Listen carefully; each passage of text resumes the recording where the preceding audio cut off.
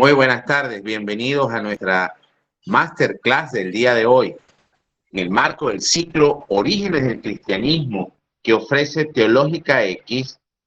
Estaremos el día de hoy conversando sobre la comunidad de Antioquía de Orontes. Bienvenidos todos a este encuentro.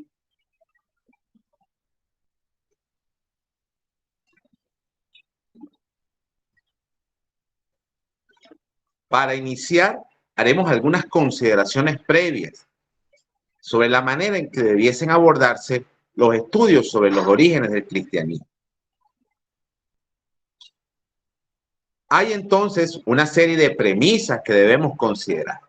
El cristianismo primitivo fue un fenómeno muy entusiasta, creativo, pero esas mismas condiciones también lo caracterizaron como una situación compleja y conflictiva.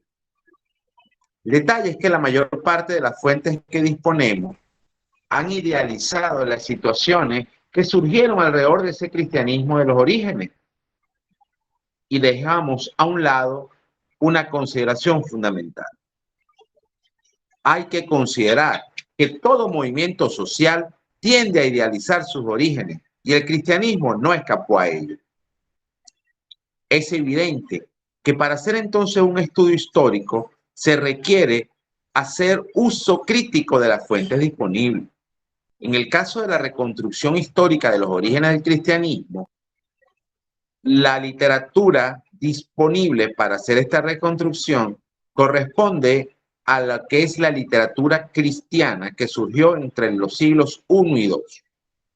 Esa literatura cristiana, más allá que forme parte, bien sea de colecciones canónicas como los textos neotestamentarios o sean parte de textos extracanónicos, van a estar orientados generalmente por la intencionalidad que cada autor tenga al momento de la redacción de sus textos.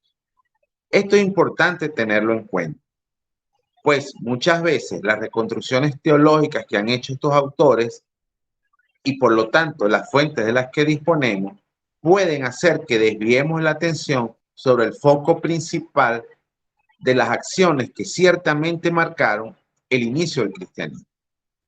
Una de estas acciones lo fue, sin lugar a dudas, la actividad del Jesús de la historia. Y el Jesús de la historia definitivamente proclamó y anunció el reino de Dios. Ese era parte de su proyecto, no había otro. Por lo tanto, debemos entender que el cristianismo en sus orígenes parte de un movimiento liderado por un profeta de tipo escatológico, que no es otro que Jesús. Esto es importante tenerlo en cuenta siempre, porque muchas veces no logramos reconocer la continuidad que se da entre ese movimiento de Jesús y lo que después serán las comunidades pospascuales que darán paso a la eclesía. Para poder entender el surgimiento de la iglesia dentro de lo que es la historia de ese cristianismo de los orígenes, el principal hilo conductor ha de ser precisamente ese proyecto histórico de Jesús, que no fue otro que anunciar el reino de Dios. Un proyecto que, por cierto, tenía unos destinatarios bien específicos, el pueblo de Israel, y cuyo mensaje preconizaba principalmente la necesaria restauración del pueblo de Israel en orden escatológico. La comunidad pospascual continuó ese proyecto de Jesús, un proyecto que, como bien lo decía, promovía la renovación definitiva de Israel y la aceptación por este del reino de Dios. Por lo tanto, si Jesús era judío, la mayor parte de sus seguidores eran de origen judío. A su muerte y con el acontecimiento pascual, las comunidades pospascuales se ven obligadas a reinterpretar muchos de los elementos del mensaje jesuano.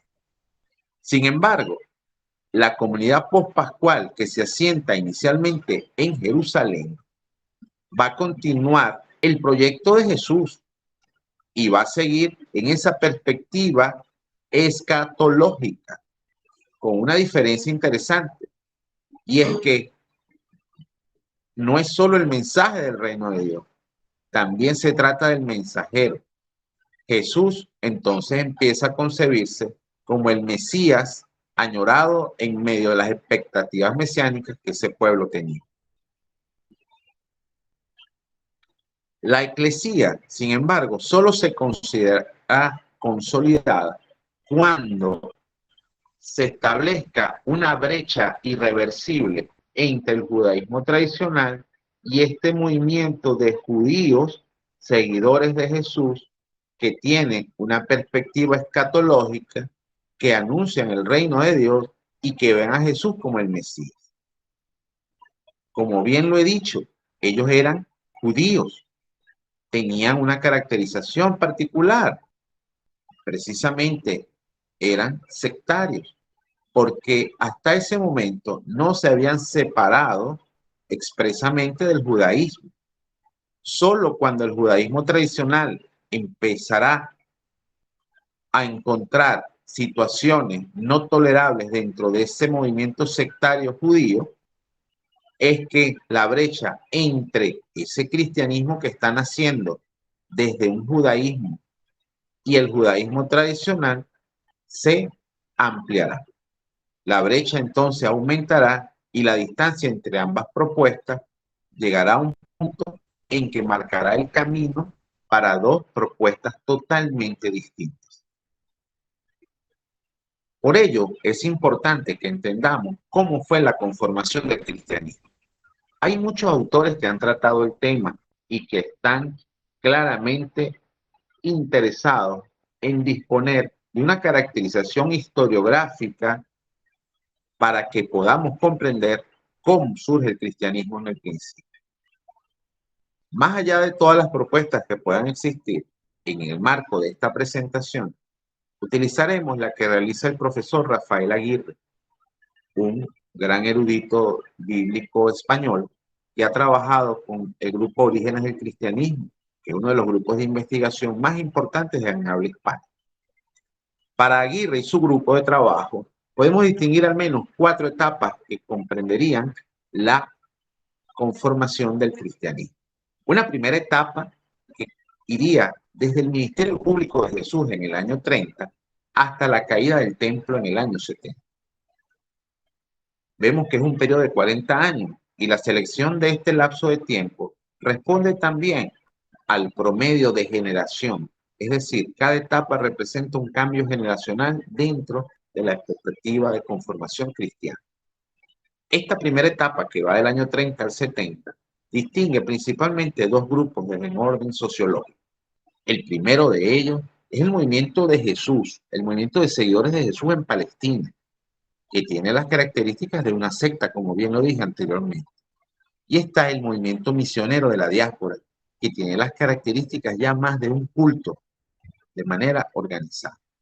Son dos modelos distintos desde el punto de vista sociológico del movimiento de Jesús. Uno, inscrito en la Palestina originaria, esa donde Jesús mismo había predicado y anunciado el reino de su Padre. Y otra, fuera de Palestina, ya orientado por el movimiento misionero y que sociológicamente es distinto y que eventualmente teológicamente también será diferente. La segunda etapa va desde la caída del templo de Jerusalén hasta el año 110 después de Cristo. En esta etapa es el tiempo en que se escriben la mayoría de los textos que integrarán después el Nuevo Testamento. Es un movimiento disperso y muy plural. Por lo tanto, podemos encontrar muchos cristianismos. Y esa es una de las ideas que todo estudioso de los orígenes del cristianismo debe asumir: la pluralidad y diversidad de perspectivas cristianas que hay en esa época. Eso hace entonces que crezca la necesidad de cada grupo, de cada comunidad, de autodefinirse y establecerse desde sí mismos con una identidad frente a los otros. Es la época en que se consolidarán escuelas de pensamiento cristianas que ya venían conformándose, pero que era en esta época será que adquirirán una madurez intelectual. La tercera etapa ya entra en el siglo segundo y va del 110 hasta el 150 aproximadamente. Aquí ya todas esas escuelas y líneas de pensamiento cristiano que existían empezarán a confluir hacia un solo elemento que se denominará la ortodoxia. Por supuesto, hay que tener mucho cuidado con esto. No podemos entender que el camino fue fácil o directo. La confluencia de tantas líneas de pensamiento hizo que la aparición de la ortodoxia fuese una situación procesual que se va desarrollando en distintos momentos de la historia.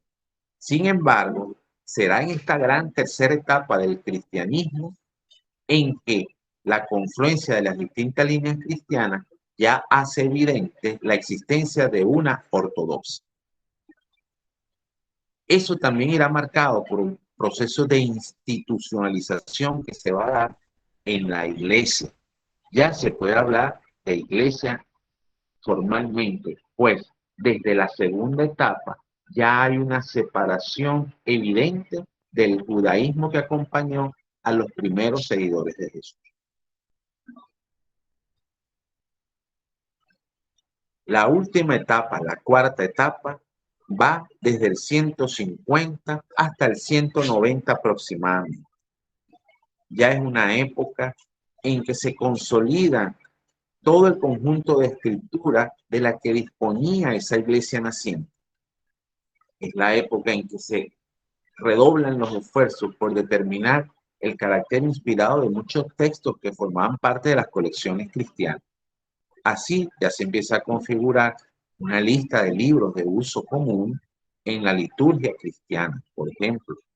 Empieza a entenderse la necesidad de consolidar esta estructura y por ende de la aparición de textos canónicos, o mejor dicho, el reconocimiento de textos desde el punto de vista canónico. Esta época, esta cuarta etapa, ya hacia la parte final del siglo segundo, podemos considerarla como la época en que el cristianismo adquirirá su mayoría de edad social e intelectual. Ahora bien, entendido esto, es oportuno que hablemos sobre ese punto focal, punto de origen de ese movimiento que después conoceremos como cristianismo. El punto de partida definitivamente lo es la iglesia de Jerusalén. Jerusalén era una ciudad que estaba ubicada en una zona alta que le proveía unas condiciones geográficas sin igual. Acá podemos ver una imagen de la ciudad de Jerusalén en los tiempos de Herodes. Sin embargo, la conformación de la ciudad se mantendrá de manera muy similar, salvo las construcciones de algunas murallas internas, de la misma manera en que existió en los tiempos de Jesús.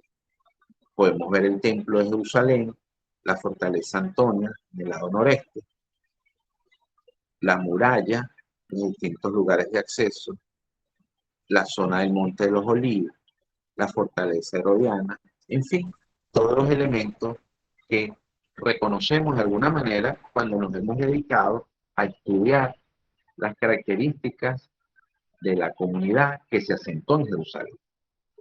Pero hablemos un poco más de ella. Lo primero que debemos tener claro es que Jerusalén era el centro de todo el judaísmo.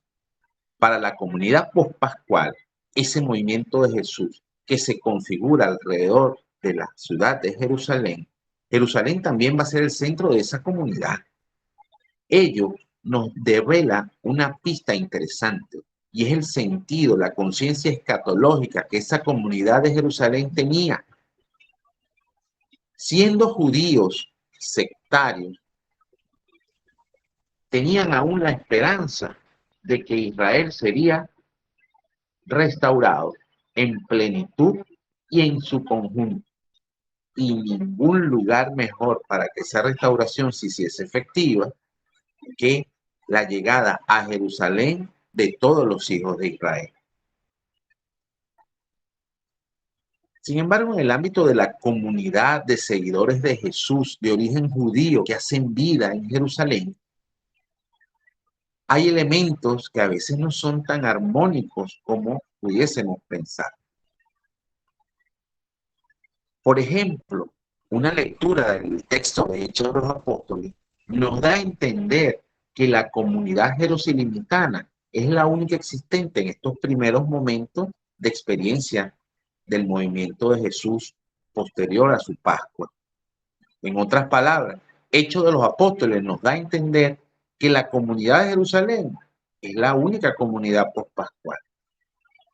Si bien no tenemos testimonios que nos permitan establecer una situación contraria a esta afirmación, siempre cabe entender una de nuestras premisas de estudio. Hay que considerar que cada autor pudo estar orientado teológicamente al momento de establecer su caracterización de los sucesos que acompañaron el nacimiento del cristianismo. Y en este caso, el texto de Hechos de los Apóstoles, de acuerdo a los estudios actuales que han hecho especialistas bíblicos y exégetas reconocidos, es un texto desde el cual se idealiza la configuración de la iglesia de Jerusalén como parte de ese proceso de caracterización del cristianismo de su origen. Algo que sí debemos entender, más allá de las idealizaciones teológicas que se puedan dar, es que la primera comunidad de Jerusalén vive, por su mismo carácter intrínseco judío, en una fuerte tensión escatológica. Quieren conseguir la conversión y la convocatoria de Israel para que sea capaz de acoger la manifestación cercana del reino de Dios. Lo interesante de la perspectiva de esta iglesia de Jerusalén en su inicio, y que por ahora no ampliaremos más, pues forma parte de otra masterclass, es que es una iglesia que está movida por su sentido judío. Y al ser una comunidad, si bien de seguidores de Jesús, pero con una marcada presencia del pensamiento judío, la expectativa escatológica está presente. El mensaje de Jesús sigue vigente. El reino de Dios está cerca.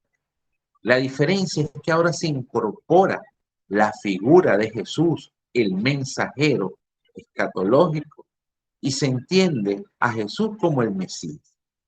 Por supuesto, ya en la vida pública de Jesús, esto se configuraba, pero en la comunidad pospascual, el anuncio del reino, que era una característica exclusiva del movimiento público de Jesús, ahora será acompañado también de la creencia en esos judíos de que Jesús es el Mesías. Ahora bien, dentro de Jerusalén no vivían solo judíos. En Jerusalén había una importante colonia de helenistas, esto es, judíos de cultura y lengua griega, no hebreos en el sentido estricto de la palabra, sino muchos de ellos de la diáspora que habían regresado hasta Jerusalén para volver a su ciudad. De esta manera, habían llegado muchos de ellos con importantes recursos económicos, con mayores facilidades de asentamiento y se habían instalado de nuevo en su ciudad sagrada. Recordemos que Jerusalén era la ciudad por excelencia para el culto judío, pues allí se asentaba el templo. Sin embargo, los judíos de corte helenista disponían de espacios propios, tenían su propia sinagoga, posiblemente leían la Biblia en griego y en general su judaísmo había recibido el influjo del pensamiento helénico. Pronto, en la comunidad cristiana de Jerusalén, ese sector hebreo de judíos autóctonos que hablaban arameo y entre con seguridad se encontraban los 12, empezó a darse una situación de tensión con el otro sector, el helenista, es decir, algo que había caracterizado al judaísmo con su manifestación en judaísmo tradicional o palestinense y judaísmo de la diáspora o helénica, ahora también se reflejaba en la naciente comunidad de seguidores de Jesús que hacían vida allí posteriormente al acontecimiento pascual en la ciudad de Jerusalén. Fíjense que me estoy cuidando mucho de las palabras que utilizo. Me refiero a esta comunidad como comunidad pospascual de Jerusalén. No puedo hablar todavía de iglesia. No es correcto. Sería un anacronismo. Aun cuando el autor de Hechos utilice ya el término eclesía para referirse en algunos momentos a esa comunidad de Jerusalén. Pero viene entonces otra de nuestras consideraciones históricas. Recordemos que el autor de Hechos idealiza una situación y teologiza eventos que posiblemente tengan un trasfondo histórico, pero los teologiza y los idealiza para que sean rentables a su pensamiento. No tardó entonces en surgir un conflicto importante entre ese grupo de helenistas y ese grupo de hebreos. ¿Cuándo se va a dar este conflicto? Hechos de los Apóstoles lo recoge de alguna manera, aunque matizando algunos aspectos. Se inicia cuando los helenistas se quejan de la desatención que están viviendo sus vidas. Recordemos algo y situémonos bien en posición. La comunidad es en su mayoría judía. Podríamos hablar que es prácticamente judía, pero dentro de esa experiencia judía hay judíos hebreos y hay judíos helénicos. En ambos casos, por su origen judío, la atención a las viudas era una cuestión capital, de suma importancia. En la comunidad pospascual de Jerusalén, la atención a las viudas empieza a configurarse de una manera que molesta e incomoda a la facción helenista. Imaginemos algo. Posiblemente los recursos materiales a esa comunidad son aportados en un porcentaje importante por esa comunidad helenista, que es una comunidad que viene de la diáspora, que se ha establecido de nuevo en Jerusalén y que posiblemente posee los recursos materiales y económicos con mayor cantidad de la que pueden tener los originarios de Jerusalén. Y entonces imaginemos esta situación y que al momento de distribuir la ayuda material a las viudas que están desasistidas, de origen todas judío, se dé algún factor de preferencia hacia las viudas de los judíos hebreos y se desatienda a las viudas de los judíos helenistas. Por supuesto, esto genera un conflicto importante que es rápidamente atendido por quienes dirigen la comunidad. Y recordemos que el gobierno de la comunidad se hacía bajo el esquema de presbíteros o ancianos, porque ese era el modelo en que se organizaban las comunidades judías, bajo un consejo de 7 presbíteros o 7 ancianos, con uno a la cabeza. Ese consejo, quienes hacían vida en la iglesia, en la comunidad pospascual de Jerusalén, establecen entonces un ministerio inédito. Se crean los diáconos dentro de la facción helenista para que ellos pudiesen proveer y asistir a las viudas judías helenistas.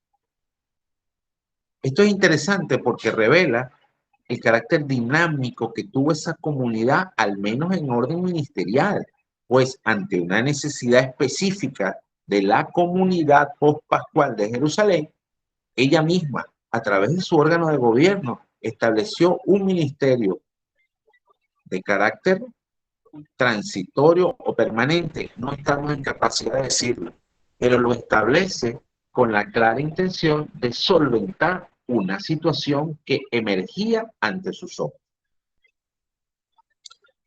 Ahora bien, aparentemente esto otorgó tranquilidad a la comunidad de Jerusalén, pero esta tranquilidad duró poco. y se desatará posteriormente el conflicto nuevamente. Y el grupo de judíos hebreos más conservadores dirigirá nuevamente sus fuerzas hacia los helenistas.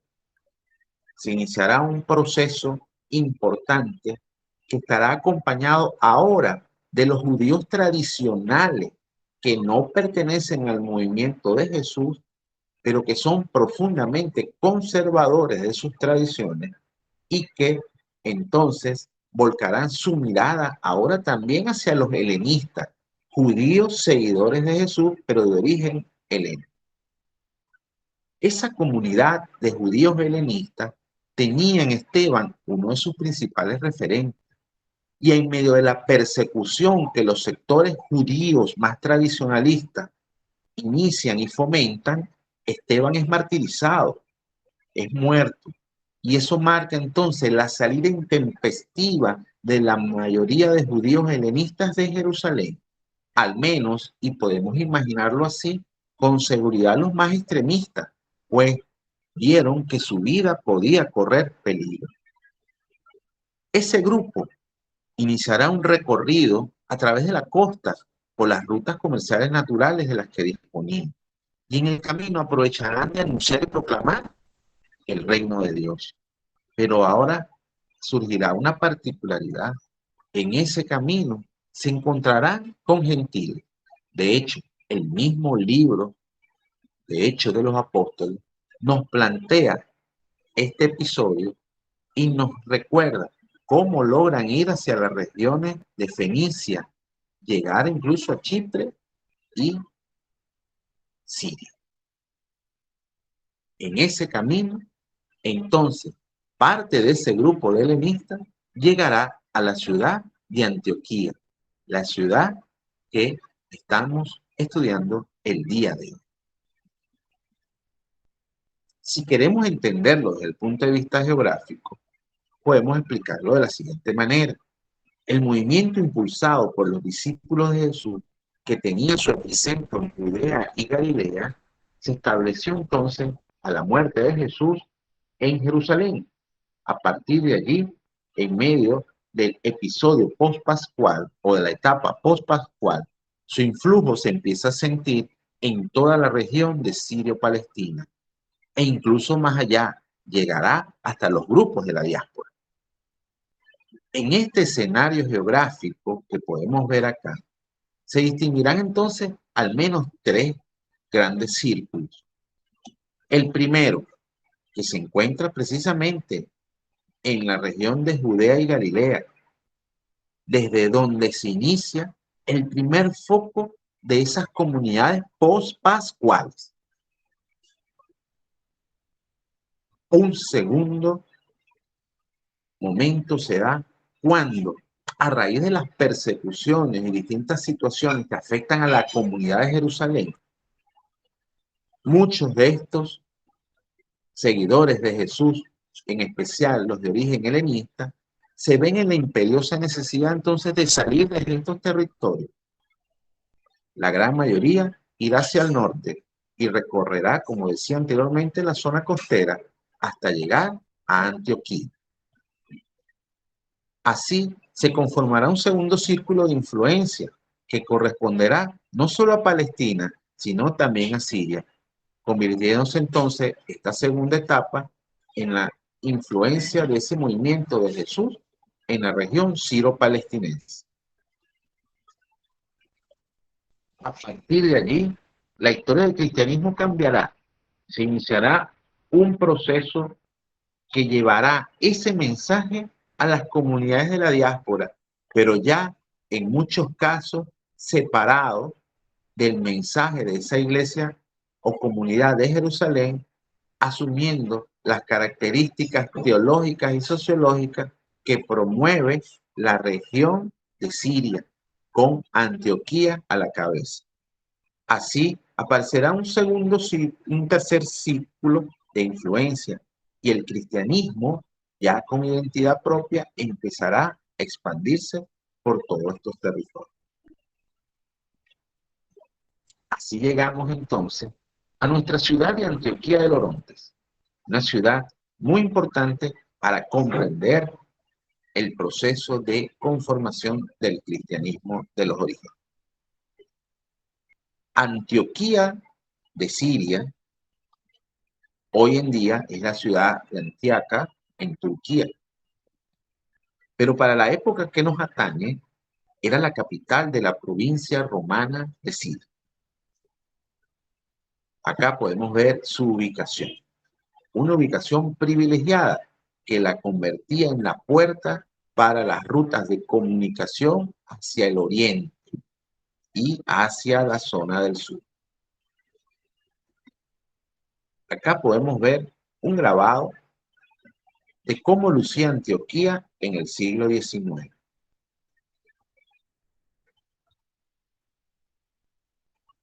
Ahora bien, ¿qué podemos hablar de la ciudad de Antioquía de Orontes? Acá podemos ver una representación de la ciudad en la época que nos compete.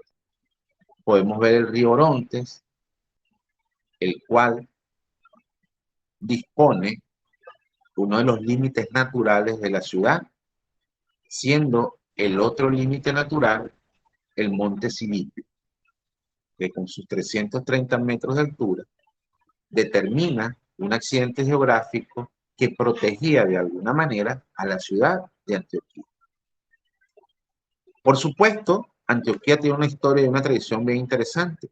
Fue fundada por Seleuco Nicanor hacia el año 300 a.C.,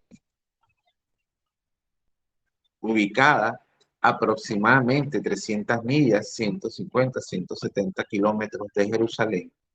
Está asentada al pie del monte Silipio, a orillas del río Oronte y no muy lejos del mar Mediterráneo, siendo el puerto natural de Seleucida el que estaba a disposición de esta ciudad. El hijo de Seleuco, Antíoco I, convertirá a la ciudad en la capital del reino seleucida. Un aspecto curioso y que debemos recordar es que Antioquía también era el nombre de otras 15 ciudades más en el imperio seleucida. Y esto tenía una razón. El padre de Seleuco se llamaba Antíoco y por eso, a partir de allí, esas ciudades recibieron el nombre del padre.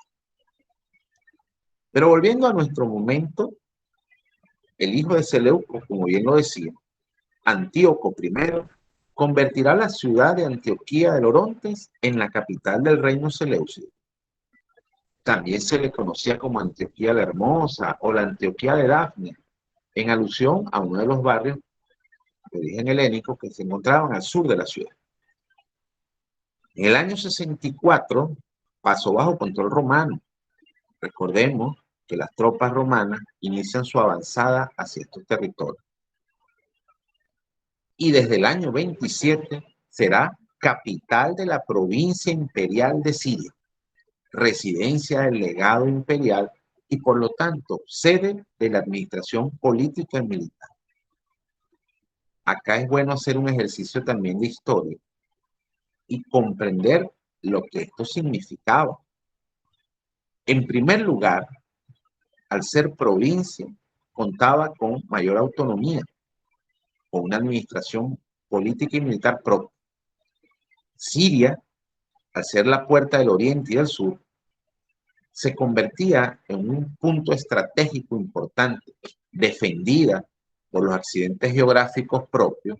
Era una ciudad que de alguna manera proveía un espacio de asentamiento seguro para las avanzadas romanas. Por tal razón, en estos territorios de Antioquía del Oronte se asentarán al menos 4 legiones romanas.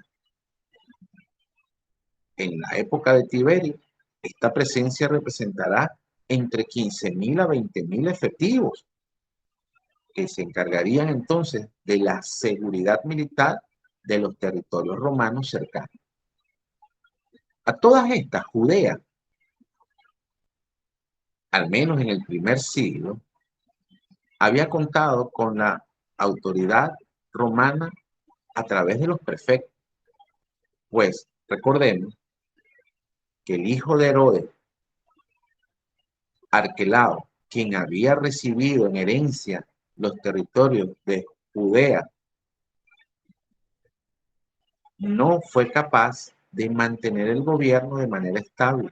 Y en el año 6, luego de algunas revueltas, es depuesto. Y entonces Judea pasa a estar bajo control de una figura administrativa romana, un prefecto. Ese prefecto, por cierto, era en Cesarea, la ciudad del norte, y tenía como inmediato superior a quien responder precisamente al legado de Siria. Ahora bien, Antioquía de Orontes era una ciudad con una profunda influencia helénica. Ciertamente, Siria había logrado en algún momento de la historia reunir a una importante población griega, pero también una importante población judía. Sin embargo, la cultura predominante era la de corte helenista, lo que la convertía hasta cierto punto en una ciudad muy cosmopolita. Tanto es así que Antioquía se le llegaba a conocer como la ciudad de los griegos. Cuestión interesante también, porque dentro de las grandes ciudades del Imperio Romano, Antioquía era la tercera en importancia, solo superada por la capital Roma y por Alejandría en Egipto. En Antioquía predominaba el idioma griego, sobre todo entre las clases alta y media. El arameo sí era más utilizado en las clases más bajas y en las zonas rurales. Por supuesto, aquí hay que entender que la organización social de la época correspondía a la organización típica del Mediterráneo Oriental. Estas referencias a clases son simplemente de carácter ilustrativo, pues en esa época el ordenamiento social era distinto. La mejor demostración de esa implantación del helenismo es la arquitectura de Antioquía. Esta ciudad llegó a contar con una vía central aporticada y con columnas, el más vivo estilo de las grandes polis griegas. Una estructura sin igual en el mundo de entonces, tanto por su extensión como por su esplendor. En cuanto a la situación religiosa, esta reflejaba el sincretismo en auge en toda la cuenca del Mediterráneo. En Antioquía se había introducido la mitología griega, pero aparte de eso, los cultos autóctonos no habían desaparecido. Y aparte, cada etnia que llegaba a ser vida allá, cada grupo étnico, aportaba también sus propias tradiciones y creencias. Los numerosos templos existentes reflejan esta situación. Por ejemplo, en tiempos de Tiberio, fueron edificados o restaurados templos dedicados a Júpiter capitalino, a Dionisio y a Pan. El famoso terremoto del tiempo de Claudio destruyó los santuarios de Artemis, de Ares y de Heraclo. Domiciano, por su parte, construyó junto a un templo de Afrodita, un templo y un baño público en honor a Asclepio. Vemos entonces que la situación religiosa nos mostraba un carácter sincrético importante en general en la ciudad de Antioquía del Orontes. Sin embargo, allí había, como dije antes, una importante comunidad judía.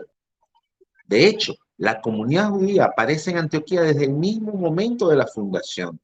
Lo podemos ver testimoniado en Antigüedades Judías. Su proximidad a Palestina, su importancia administrativa y comercial atrajo sin lugar a dudas a muchos judíos. Aún siendo de reciente implantación, creció rápidamente y en el periodo romano fue una de las grandes ciudades que albergaban judíos en el Imperio Romano. Ha habido esfuerzos por los investigadores en establecer el número de judíos que pudieron haber estado asentados en estos territorios, pero quizás el número de 45.000 no esté tan alejado de la realidad.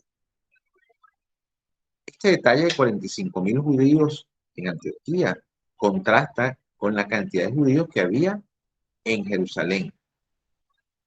Y es importante siempre tenerlo en cuenta.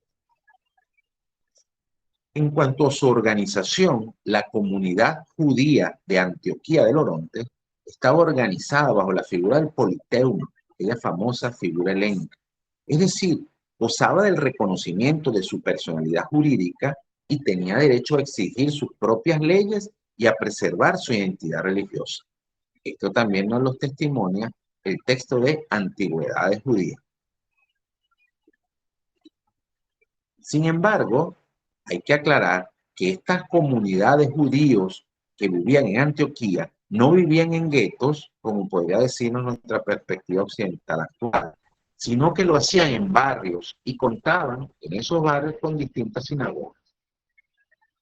¿Quién ejercía la máxima autoridad? La ejercía el arjón o jefe, cabeza del colegio, ese colegio de ancianos, de presbíteros, la jerusía judía, que probablemente representaban entonces a las diversas sinagogas de la ciudad. Este colegio era la autoridad suprema y asumía entonces la representación de la comunidad ante las autoridades romanas. En esa primera parte del siglo I, Antioquía y sobre todo su comunidad de judíos conoció la máxima prosperidad, a tal punto que su riqueza llegó a repercutir en la comunidad de Jerusalén. Basta ver el testimonio que nos hace el libro de Hechos 11, 27 al 30. Lamentablemente, la situación de los judíos empeoró rápidamente, sobre todo a partir de los años 66 al 70, en que se da la primera guerra judeo-romana. Así llegamos entonces a un momento importante. La primera generación de seguidores de Jesús en Antioquía. El nacimiento de una comunidad. Entendido el contexto del nacimiento del cristianismo y entendidas las características geográficas, históricas, religiosas, culturales y sociales de Antioquía del Orontes, veamos qué pasó con esa primera generación de seguidores de Jesús que se asentaron en Antioquía y cómo eso devino en el nacimiento de una importante comunidad para el cristianismo de los orígenes. Recordemos que en Antioquía llegan judíos helenistas. De hecho, la comunidad de Antioquía fue fundada por judeocristianos helenistas.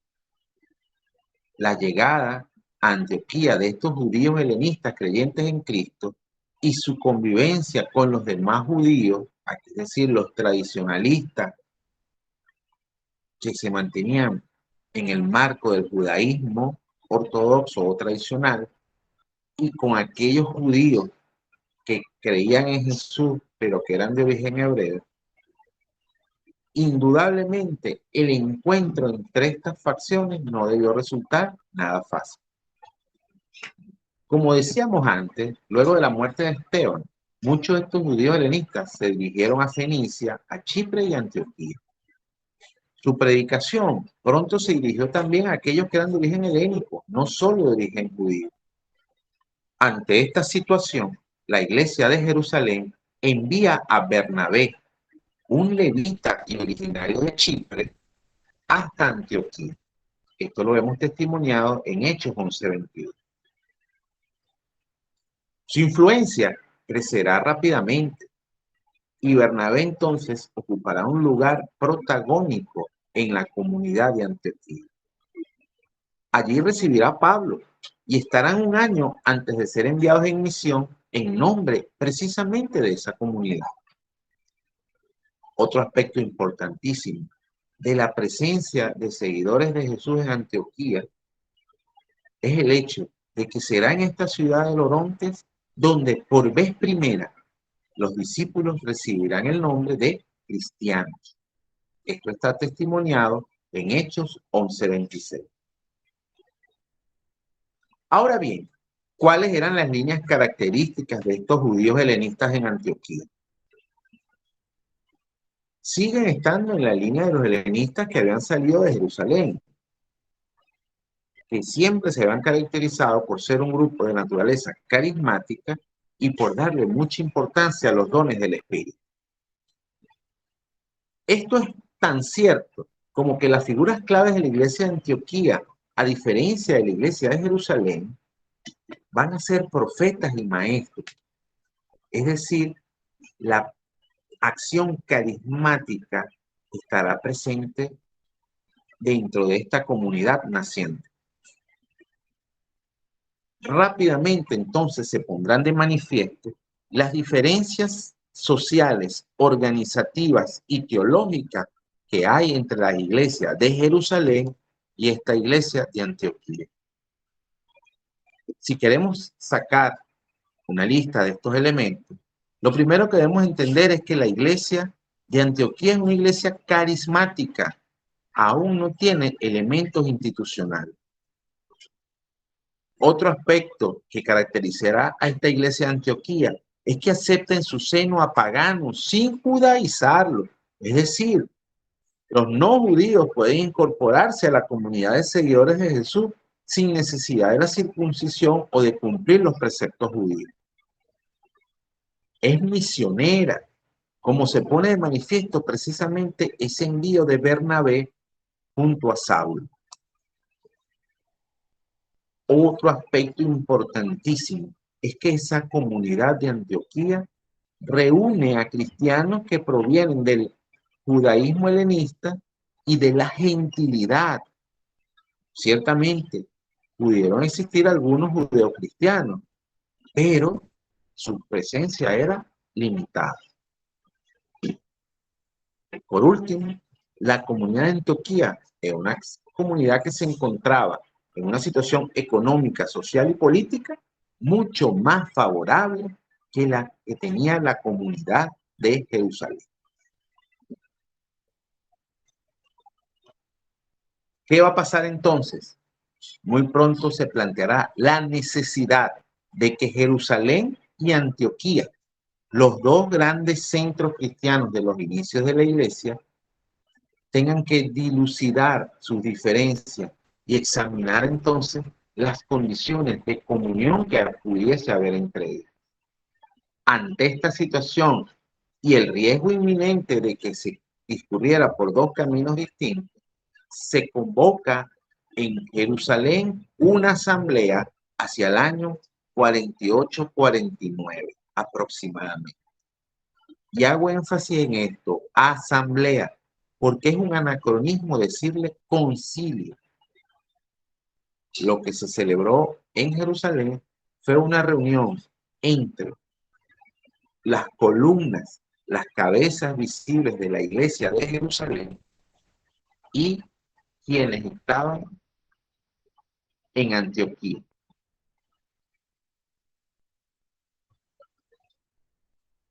Lo que está en juego en esta asamblea de Jerusalén va a ser precisamente la legitimidad de esa experiencia de cristianismo que el movimiento de seguidores de Jesús, conformado principalmente por judías y helenistas, vive en Antioquía al incorporar gentiles. Su gran decisión de aceptar paganos en la iglesia, sin hacerse previamente judíos y sin circuncisión, es quizá el punto de discusión. Lo que estaba en juego, creo que es oportuno verlo así, eran las posibilidades de extensión del cristianismo. Ciertamente hay una preocupación por la comunión de las iglesias, pero no menos cierto es que lo que está en juego es el mismo hecho de ser de la comunidad de Antioquía. Ante esta situación, se acuerda que las comunidades judeocristianas, es decir, aquellas de origen judío, representadas por Jerusalén, es decir, judíos hebreos, mantendrían su práctica habitual y continuarían respetando la ley, practicando la circuncisión. Mientras que, y aquí reside la gran novedad, se reconocerá la legitimidad del anuncio y de la misión de Antioquía, que es muy distinta, es diferente. Se permite entonces que los judeocristianos no hebreos sino los helenistas también vivan su experiencia como seguidores de Jesús, atendiendo sus propias particularidades. Así, Antioquía, símbolo de la comunidad pagano-cristiana, obtenía el reconocimiento de su identidad específica de un cristianismo ya emancipado del judaísmo. ¿Y qué sucedió luego de la asamblea? Poco después de la asamblea, Pedro va a Antioquía y participa de las comidas en común, es decir, se sienta con gentiles en las comidas comunitarias. Había entonces unidad de iglesias domésticas, pero cuando llegan a Jerusalén, algunos que formaban parte del grupo de Santiago, se disparó el conflicto. Esto nos lo testimonia Pablo en Gálatas 2:12, un testimonio que tiene visos de historicidad muy significativos. Pablo, a diferencia del autor de Hechos, no busca idealizar la situación, ni matizarla, ni suavizarla. Al contrario, en Gálatas recoge una situación de conflicto claramente definida. Otro aspecto importante a considerar en este momento, luego de la Asamblea de Jerusalén, es decir, posterior al año 49, es que la iglesia de Jerusalén, aproximadamente ya desde el año 42, estaba liderada por Santiago, el hermano de Jesús. Eso había creado en Jerusalén una situación particular, y es que Pedro mismo había perdido el liderazgo que había sostenido en la comunidad de Jerusalén y en la comunidad de los apóstoles, al menos durante la primera década de la comunidad apostólica. Ahora, la autoridad la ejercía principalmente Santiago, el hermano del Señor. Pedro asume nuevas responsabilidades. Sin embargo, aún cuando se ha dirigido a Antioquía y se sienta en la mesa con los gentiles, algo escandaloso para los judeocristianos hebreos, Pedro, y eso es una prueba de que ha perdido autoridad, teme ante la llegada del grupo de Santiago de las consecuencias que se puedan derivar de su crítica. Así se separa de la mesa que compartía junto a los gentiles, a esos paganos cristianos y a los demás judeocristianos de origen helénico. De esa manera, los judeocristianos empiezan, sobre todo los de origen hebreo, el mismo Bernabé, empiezan a imitar lo que ha hecho Pedro por la presencia del grupo de los de Santiago. Eso va a desatar la indignación de Pablo. Es que lo que se está poniendo en juego es la viabilidad del proyecto misionero en el mundo pagano. Ya esa comunión de iglesias domésticas en Antioquía se pierde. Gentiles comen por su lado, hebreos comen por el suyo, helenistas comen por el suyo.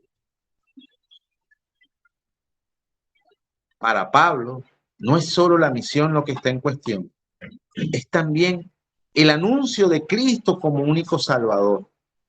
Pues en esa situación pareciera que se estaba negando. Indignado y con clara intención de no poner cimiento donde otros lo han hecho, Pablo iniciará entonces sus famosos viajes misioneros independientes. Ya él había hecho un recorrido con Bernabé, pero ahora Pablo, en un acto valiente, asume la prédica del evangelio a los paganos más allá de Antioquía. Es muy posible que la partida de Pablo evitase esa ruptura con la comunidad de Jerusalén, y que también es posible que históricamente Pedro pudiese ejercer un papel de mediación ahora en la comunidad de Antioquía. En Jerusalén seguirá Santiago liderando esa comunidad al menos hasta su muerte más allá de los años 60, con martillo. Pedro, entre tanto, se mantendrá en Antioquía, ejerciendo ese papel de mediador entre las comunidades de origen helenista y gentil y las comunidades de origen hebreo.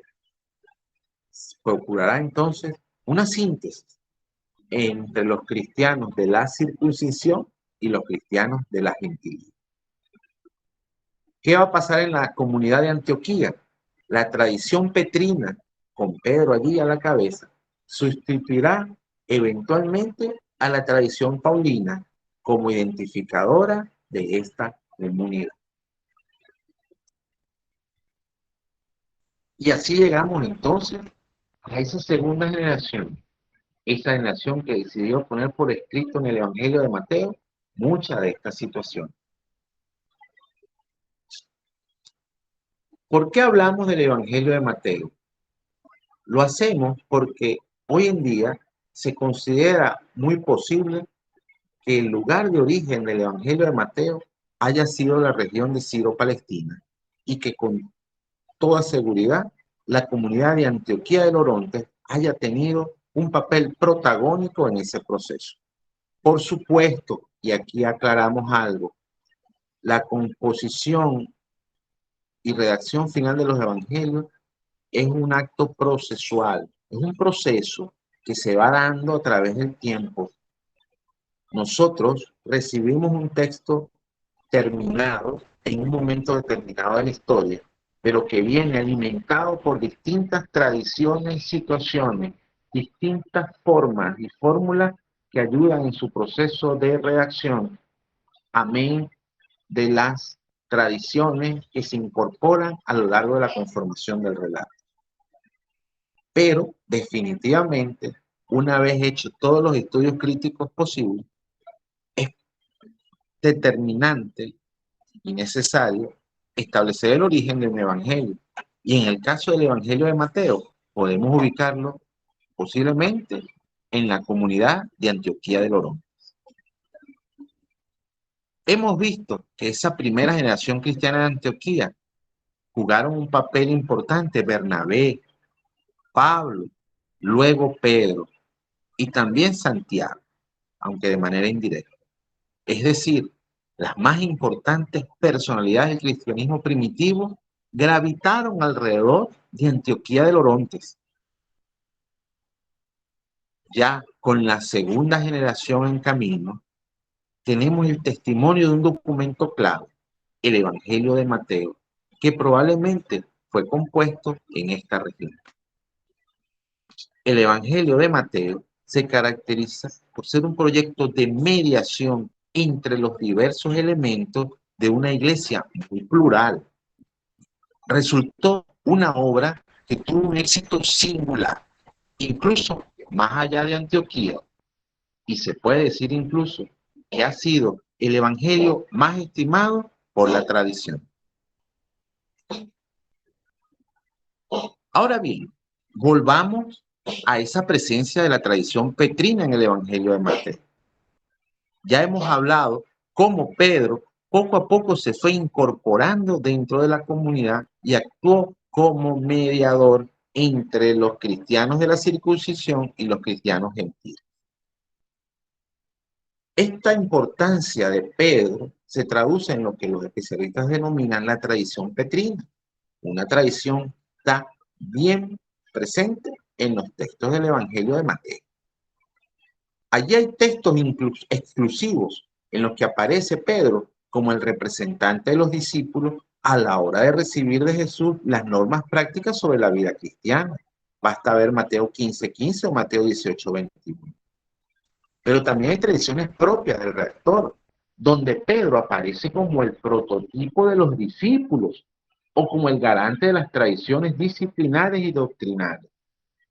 Estamos hablando de Mateo 14, 28 al 33, Mateo 16, 17 al 19 o Mateo 17 del 24 al 27. Este papel de Pedro corresponde precisamente a la importancia que la tradición petrina adquirió en la iglesia de Antioquía en la segunda generación y que será recogida de manera excepcional en el Evangelio de Mateo.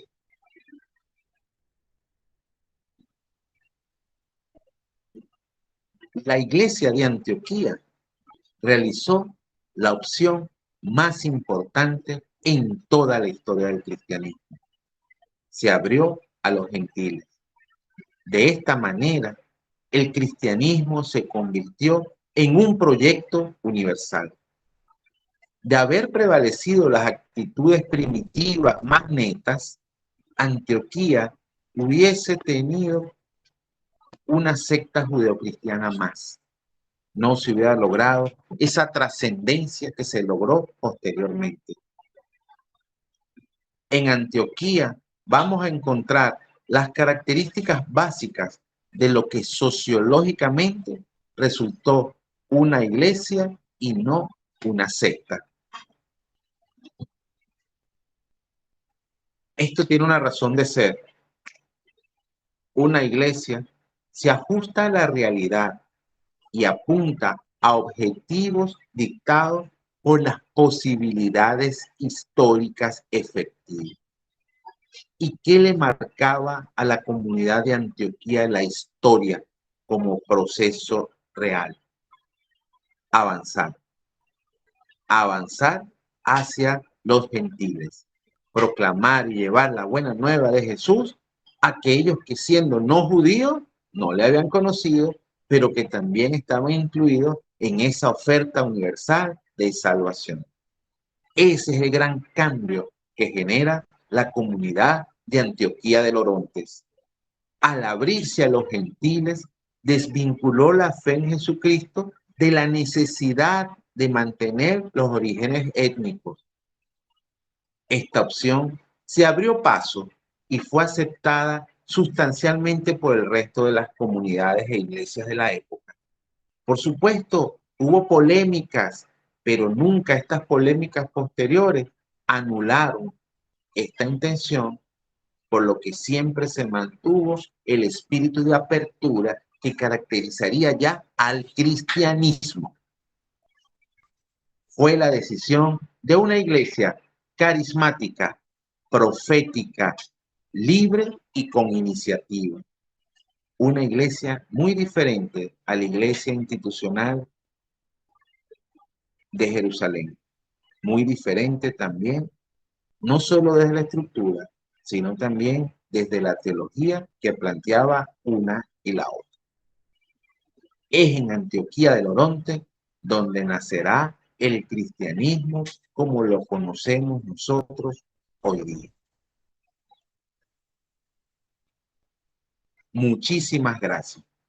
De esta manera terminamos nuestra masterclass, la comunidad de Antioquía del Orontes, invitándolos para futuras ocasiones que nos puedan acompañar y compartir junto a nosotros este gusto por conocer los orígenes del cristianismo. Muchísimas gracias.